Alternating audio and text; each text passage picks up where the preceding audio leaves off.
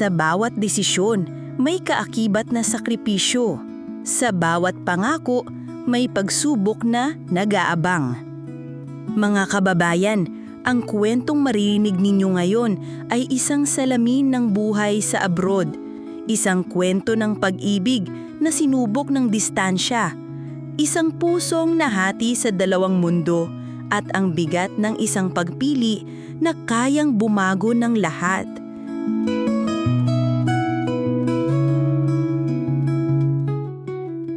Ate Mel, sana po ay pakinggan ninyo ang kwento ko. Ang pangalan ko po ay Rodel. Isa akong engineer dito sa Dubai. 12 taon na po ako dito. 12 taon na rin akong nangungulila sa pamilya ko sa Pilipinas. Ang asawa ko, si Marisa, at ang 2 naming anak. Sila ang dahilan kung bakit ako umalis. Simple lang naman ang pangarap ko, Ate Mel. Gaya ng karamihan sa ating mga OFW. Mabigyan sila ng magandang buhay, mapagtapos ang mga bata, at makapag-ipon para sa kinabukasan.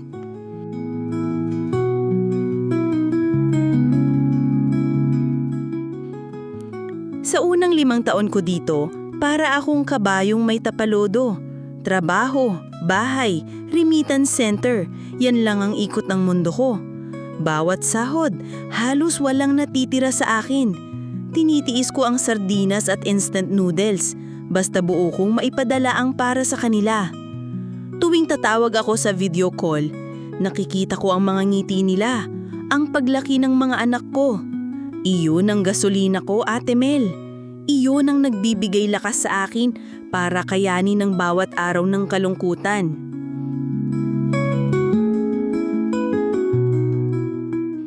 Pero ang kalungkutan, Ate Mel, parang anay.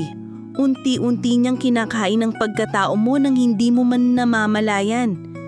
Darating ang punto na ang mga video call ay hindi na sapat. Ang mga I miss you at I love you ay parang hanging dumadaan na lang. Nagsisimula kang hanapin ang init ng yakap, ang totoong tawanan, ang isang taong nakakaunawa sa bigat ng bawat araw mo dito. At dumating si Liza. Kasama ko siya sa isang project. Isa siyang accountant, taga Pampanga. Gaya ko, may pamilya rin siya sa Pilipinas. Sa kanya ko unang narinig ang mga salitang matagal ko nang gustong sabihin pero hindi ko masabi sa pamilya ko. Rodel, pagod ka na ano? Isang simpleng tanong, Ate Mel, pero tumago sa kaluluwa ko. Sa bahay, ang naririnig ko lang ay, Pa, malapit na ang tuition. Pa, nasira ang ref. Pa, padala ka ng pambili nito, pambili niyan.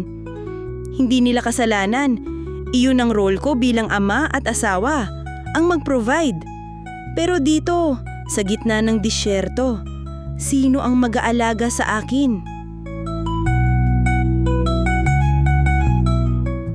Nagsimula kami ni Liza bilang magkaibigan. Sabay kaming kumakain ng lunch. Nagkwekwentuhan tungkol sa mga pinagdadaanan namin.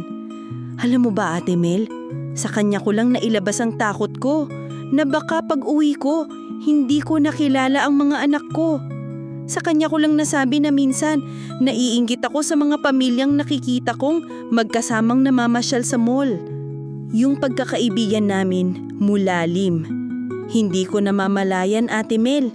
Isang araw, nagising na lang ako na siya na ang una kong naiisip sa umaga. Siya ang hinahanap-hanap ko sa trabaho. Ang simpleng kwentuhan namin ay naging sandalan. Ang mga ngiti niya ay naging liwanag sa malungkot kong mundo.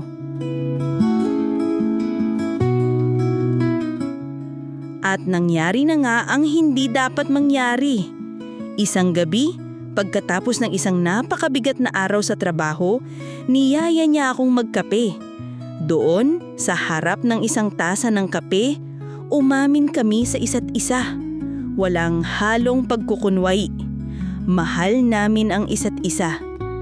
Ate Mel, hindi ko ipagmamalaki ang pagkakamali ko. Alam kong mali. Kasalang tao ako. Mayroon akong Marisa na naghihintay sa akin sa Pilipinas. Isang babaeng kasama kong nangarap bago pa ako mapadpad dito. Pero paano ko ipapaliwanag ang pakiramdam na sa unang pagkakataon sa loob ng maraming taon, naramdaman kong buhay ako ulit? Na hindi lang akong walking ATM, na may isang taong nakikita sa akin hindi bilang engineer, hindi bilang provider, kundi bilang si Rodel. Isang taong nakapagod, nalulungkot at nangangailangan din ng kalinga. Ngayon, Ate Mel, heto ako, wasak. Nahahati ang puso ko. Gabi-gabi, tinititigan ko ang litrato ng pamilya ko sa wallet ko.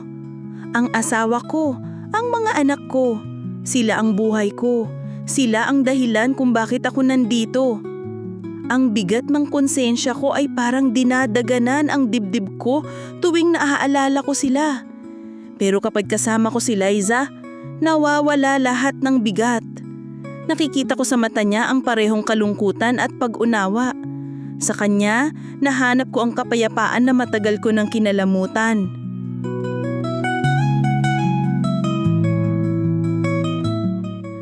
Nasa isang sangandahan ako ngayon, Ate Mel, at hindi ko alam kung aling daan ang tatahakin.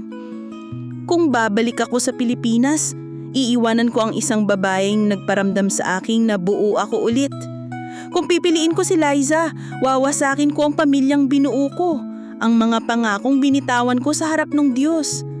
Sino ako para pagpilian sila? Sino ako para manakit ng taong wala namang ginawa kundi magtiwala? Ang sakit, Ate Mel. Ang sakit-sakit na ikaw mismo ang gumawa ng kulungan na hindi mo na malaman kung paanong lalabasan. Ate Mel, ang payo ko lang po sa mga kapabayang kong OFW, mag-ingat po tayo. Mag-ingat tayo sa kalungkutan dahil ito ang pinakamalupit na kalaban.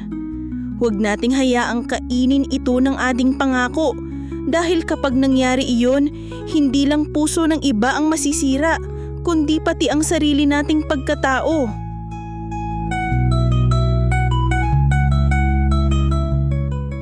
Mga kapuso, ang kwento ni Rodel ay isang matinding salamin ng realidad na kinakaharap ng maraming OFW. Ang pagiging torn pati sa responsibilidad at pagnanais na maging masaya. 12 taon siyang nagsumikap para sa pamilya.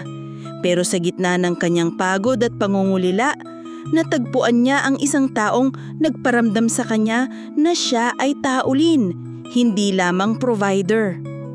Pero ang katotohanan, kahit gaano pa ito kamasakit, ay hindi maitatanggi. Ang bawat pagpili ay may bunga. Ang bawat desisyon ay may kapalit. At ang bawat pagkakamali, gaano man ito kapaniwala sa sandaling iyon, ay maaaring magdulot ng sugat na hindi agad naghihilom. Sa ating mga kapambayang OFW na nakikinig ngayon, tandaan natin, ang kalungkutan ay isang mapanganib na kaibigan. Maaari nitong tayong akayin sa mga landas na hindi natin inakala. Kaya sa bawat araw na tayo'y nangungulila, huwag nating kalimutang kumapit sa ating mga pangako. At kung sakaling tayo'y madapa, huwag tayong matakot bumangon at ituwid ang landas. Kay Rodel, salamat sa pagbabahagi ng iyong kwento. Ang iyong katapatan ay nagpapakita ng tunay na lakas. At sa lahat ng nakikinig na dumaranas ng parehong pagsubok, hindi pa huli ang lahat.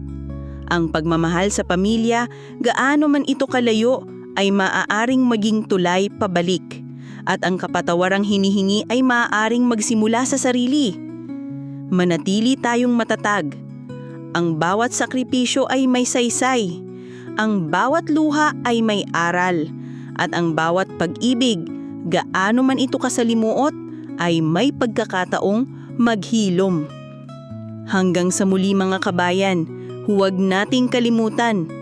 Kahit sa pinakamadilim na gabi mang ating paglalakbay, ang liwanag ng pag-asa ay palaging naghihintay. Ako po si Ate Mel at ito ang kwentong OFW, kung saan ang bawat luha ay may tinig at ang bawat tinig ay may kwento.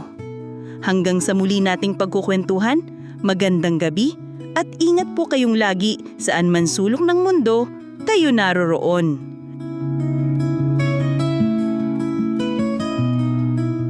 Kung may mga kwentong gusto nyo marinig sa programa natin, i-comment nyo lang sa baba. At huwag nyo na rin kalimutang mag-like, i-share at mag-subscribe para sa marami pang kwentong OFW ang inyong mapapakinggan.